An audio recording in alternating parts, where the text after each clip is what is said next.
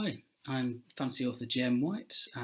First of all, I'd like to say thank you to the Super Relaxed Fantasy Club for asking me to be part of their lockdown videos. And secondly, I'd like to apologise for my lockdown haircut or lack of one. I think my wife is about to attack me with the clippers any minute now. I thought I'd start off by talking to you a little bit about what I've been reading recently, and also what kind of got me into the fantasy genre in the first place. And then I'll finish up with a short sort of reading from my debut novel, The Swordsman's Lament, which came out last year. So, in terms of what I've been reading recently, I've just finished the third book through in the Raven's Mark series by Ed MacDonald, which is fantastic. I mean, that series is just such a roller coaster. Each book, two, just building one on the other. Absolutely love it. Would definitely recommend. I have Joe Abercrombie's new book. Well, not so new now, but finally got it on my Kindle, A Little Hatred, so I'm looking forward to tucking into that fairly soon. And if I had to pick a favourite book from the last year or so, then I would have to go with R.J. Barker's The Bone Ships, which if you haven't read it yet, do. It is fantastic. So just evocative and original. World building is so different to anything else I've read before, and yet he conveys it in such a sort of straightforward way. It really brings you into it, and you understand the world, which is so alien to our own, so clearly, and it's just fantastic. So try, if you haven't read that, do. And then in terms of how I got into fantasy in the first place, I mean, I sort of did my growing up in the 80s and 90s, and so like a lot of people at that time, I was had the usual suspects on my bookshelves. David Gemmell, Terry Pratchett, David Eddings, Robin Hobb, some of the classics. But the thing that really got me hooked on fantasy, first of all, was about 1990 or 91, and I popped into my local bookshop in the northeast, in Yarm, the northeast of England, and I was about 10 or 11. I got on board of the sort of thing I had been reading. I've been living in America for a few years before, and a lot of the books there, the kids' books, for the boys anyway, revolved around sports and stuff like that. And I was just a bit fed up. I'd read all the Hardy Boys novels, and while I'd read things like the Narnia books and probably The Hobbit by that point, I hadn't really hit what I would think of as kind of big epic fantasy yet.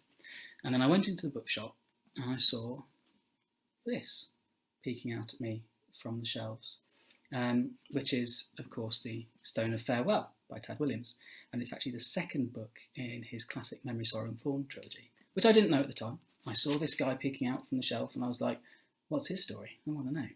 So I picked it up, looked at that gorgeous Michael Whelan illustration on the cover, read the back and went, oh, this is book 2. Where's book 1? So waited for several months for the bookshop to get book 1 in. When they did, The Dragonbone Chair, I bought it, I read it, I loved it, and that was that. And while I read those two, and then while I was waiting for the third book, which took a while to come because it is the rather gargantuan The Green Angel Tower, which on its own is one of the longest novels ever printed. While that was in the works, I started trying to dig up as many fantasy books as I could find, and that's when I really got into the genre. Now, in terms of my book, here it is, The Swordsman's Lament. Came out September last year, and I'd say it's a low fantasy, lots of sword fights and swashbuckling and that kind of thing. The Run Along the Shelves blog referred to it as a fast-paced fantasy thriller, which I think is fairly apt. It follows the main character, Belasco, who is got quite a high-profile chap in the series. He's the King's Champion. He's a legendary war hero, an undefeated duelist, and then he's accused of a murder that he didn't commit, and he has to go on the run and spends the book trying to track down the true killer so he can clear his name. So from sort of political machinations at the top of the palace life, right down to the city's grimy underworld, you sort of follow him through all of that. So I quite like it. Okay? But I'll just read you a little bit from the start of the book just to give you a little flavour. Set the scene. Belasco, this is at the start of the book. Belasco has just had a meal at an inn that he's really enjoyed, and then a few things happen. So. Belasco nursed his beer and looked around the inn. It was busy, a mix of people from different classes filling the public dining and tap room. Labourers dressed in rough cloth jostled for space on communal benches, whereas prosperous merchants paid extra for private tables. It was a middling sort of place, but he preferred those to the finer establishments the city had to offer. Less chance of recognition, and the challenges that often followed. Still, the meal had been surprisingly good, and the ale was very fine.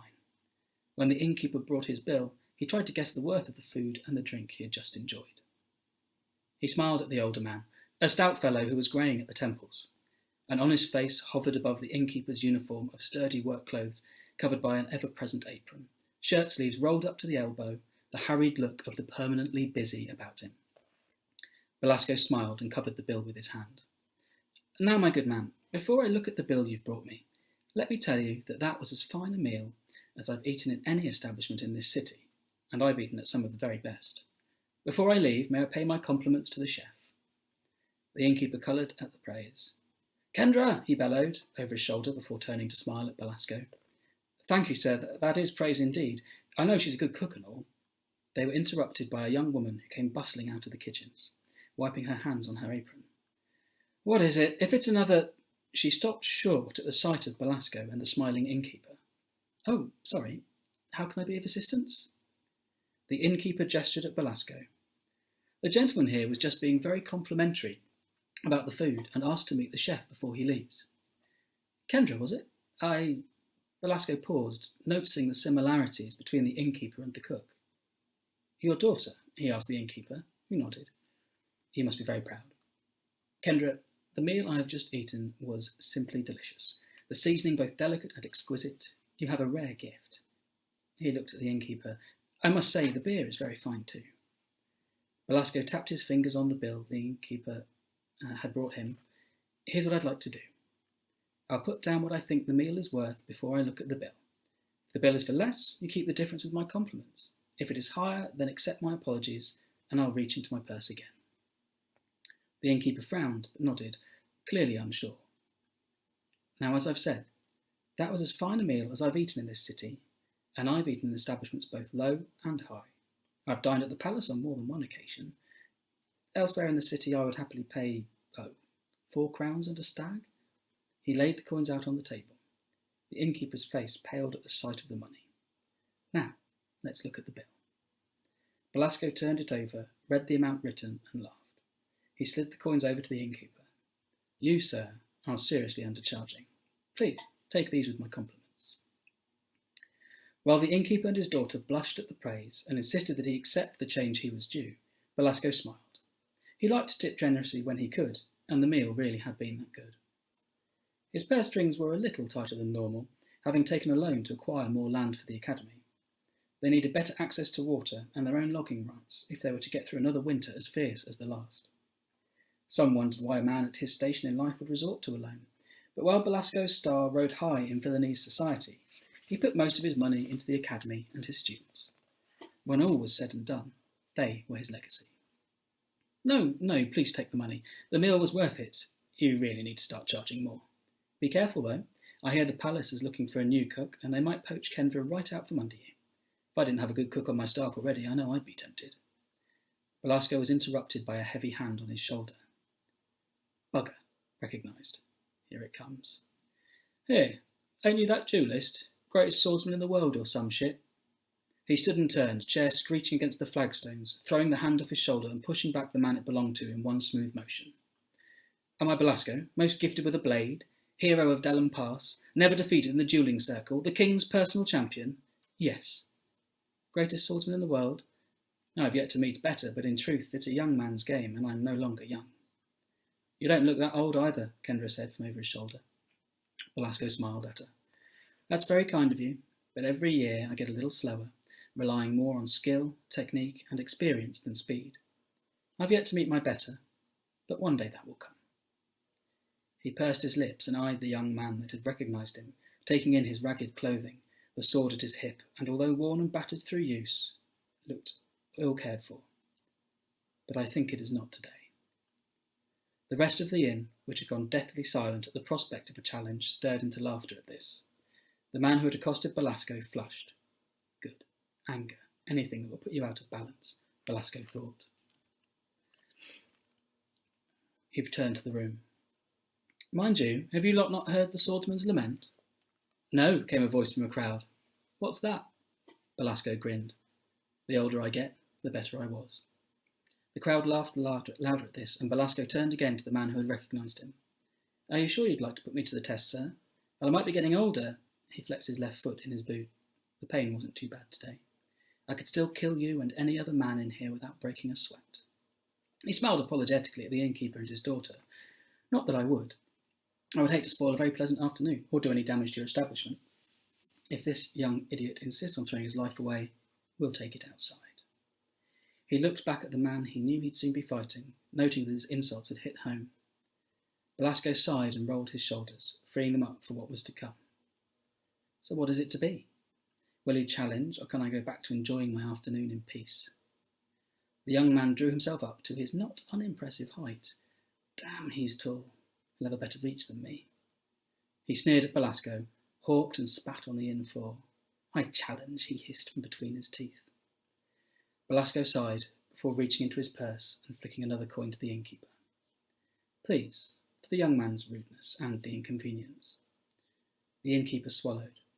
Inconvenience? When word gets out that Belasco fought a duel outside, our business will double. Belasco smiled. Then I wish you well of it. He turned back to his challenger, who had somehow managed to flush darker still and was almost purple with rage. Oh yes, you. I accept. Shall we go outside? And that's just a little taste of the Swordsman's Lament. I hope you enjoyed that. If you've got any questions about my work or would like to get in touch, you can find me on Twitter as at gmwhitewrites, and my website's gmwhite.co.uk. So yeah, thanks again to Super Relaxed Fantasy Club for having me on, and see you again. Bye for now.